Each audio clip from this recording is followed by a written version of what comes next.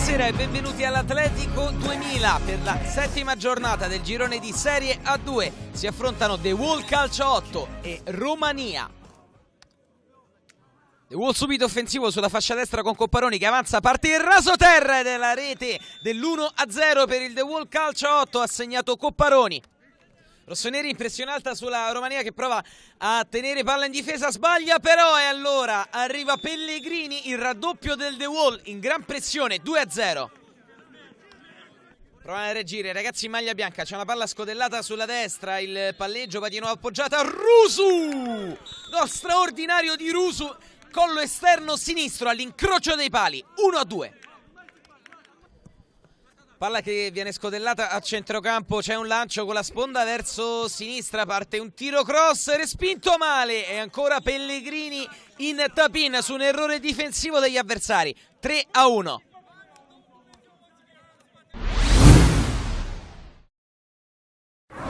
Difficoltà la Romania che prova a rincorrere gli avversari, qui con Casagrande che prova a liberare il destro che parte, c'è la parata errata e quindi la rete del poker, 4-1.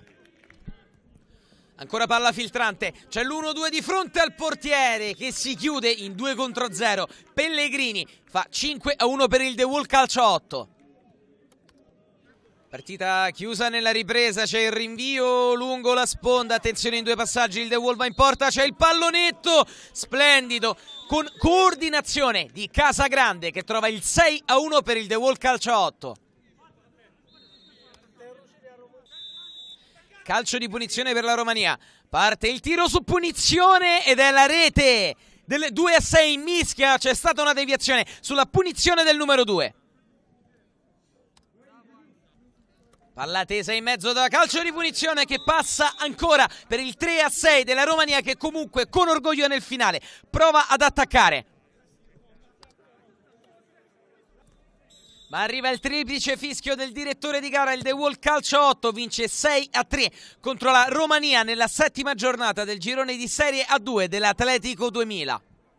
Avevamo i cambi contati perché tra infortuni e indisponibili siamo venuti contati questa volta, siamo partiti subito forte, abbiamo preso un largo vantaggio, poi all'ultimo sono finite un po' le forze e quindi gioco forza che sono saliti gli avversari, comunque avevamo un buon margine, quindi bene così. Il valore della squadra in questo momento è questo, cioè, non abbiamo ancora finito da sistemare questa squadra, cioè, non c'è più la squadra dell'anno scorso, siamo ancora in formazione, diciamo, cioè, proviamo.